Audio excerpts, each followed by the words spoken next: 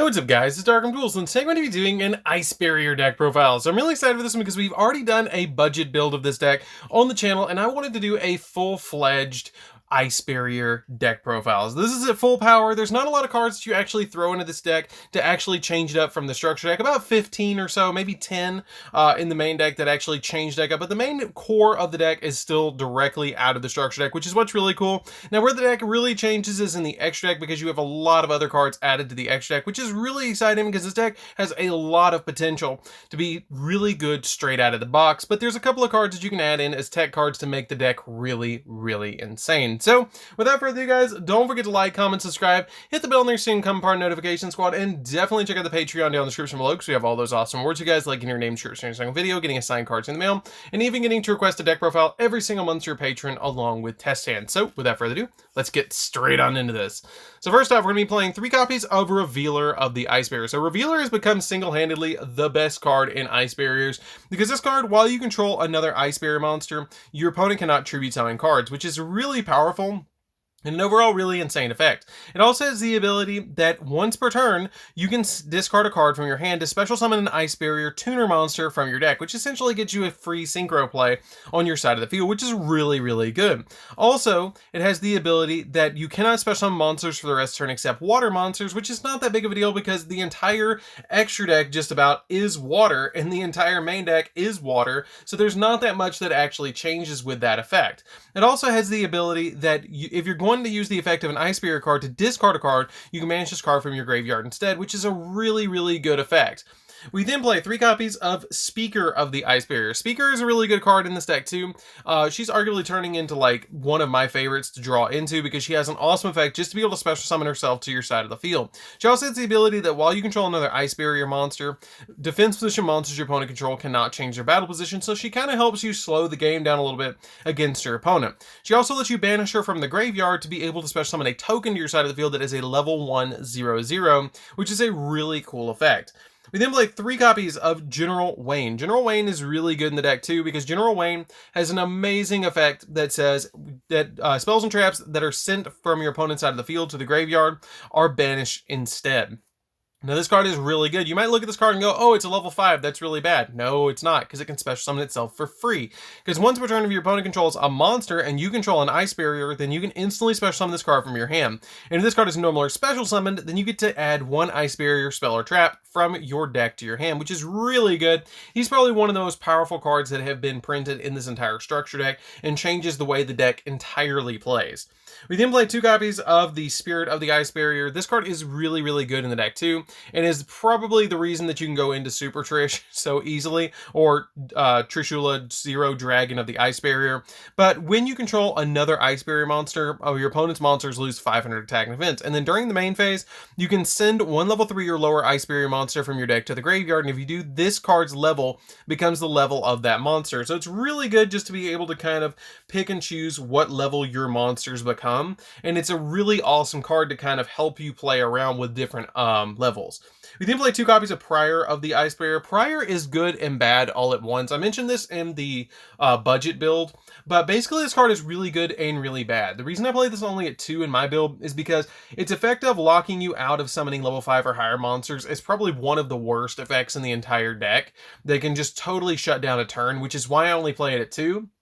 Because it's really good to send a graveyard off your spirit and then revive it with a copy of, say, Freezing Chains of the Ice Barrier back to your side of the field so you can get its real good effect off. Because what it does is if you control an Ice Barrier, then you can special summon this card from your hand. And you cannot special summon any level 5 or higher monsters the turn you summon this card in this way, which is terrible.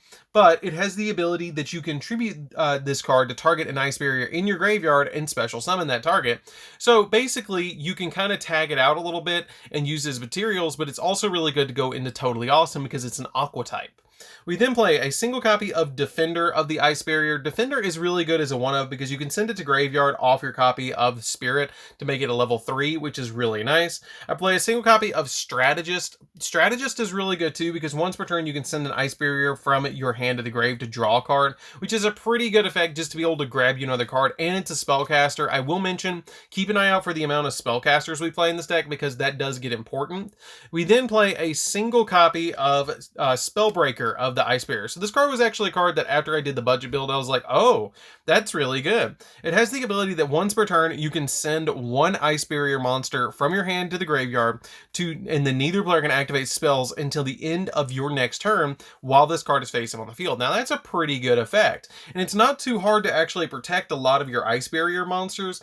So this card is really good just to summon to your side of the field and lock your opponent out of spell cards until your opponent destroys this card by battle or gets rid of it. And it's a 2,000 defense point monster, and a lot of decks nowadays, half their deck is spells, so this card can essentially lock down an entire deck.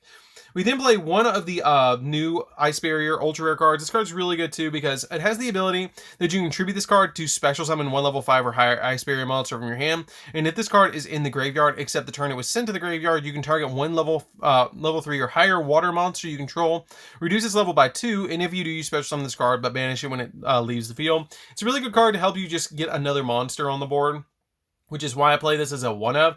It helps you get General Wayne out of your hand a little bit easier, and it's just an overall really good card to play as a 1-of. We then play a single copy of Medium of the Ice Barrier. So Medium is a card that I think is insanely good in this deck, because if your opponent controls 4 or more cards, then you can instantly special summon this card from your hand, and then it also has the ability that your opponent can only activate one spell or trap each turn. So it's kind of like Great Shogun Sheen a little bit, but it's a really good card overall because locking your opponent out of summoning or out of spells and traps, but they can only activate one, is just really good.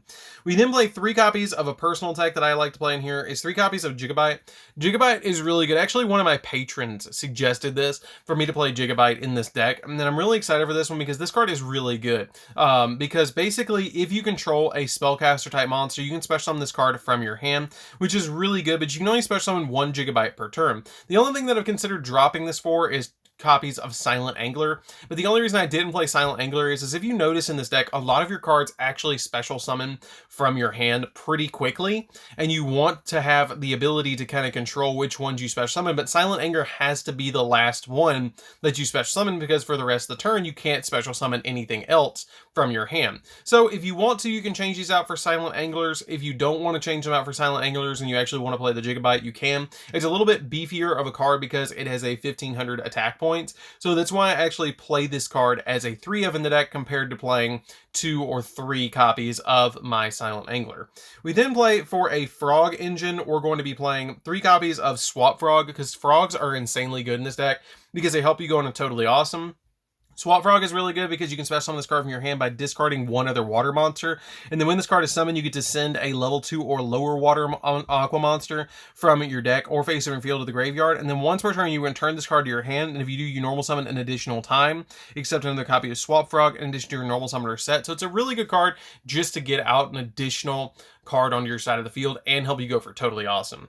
1 copy of Dupe Frog because you use Dupe Frog with the Toad to be able to or with Swap Frog just to be able to go into Totally Awesome a little easier. And a single copy of Ronin Toaden. Ronin Toaden is basically you just banish a frog monster from the graveyard to special summon this card to your side of the field, which is a really easy thing to do just to get you an additional monster on board that's a level 2 to be able to go for Totally Awesome. We then play 3 copies of Ash Blossom just to round out the hand traps. You just need those 3 in the particular deck to deal with your opponent's shenanigans because we play a lot of other stuff in the deck that helps with that. So this card is a really, really good 3-of. So that's it for the monsters, guys. Let's get into the spells.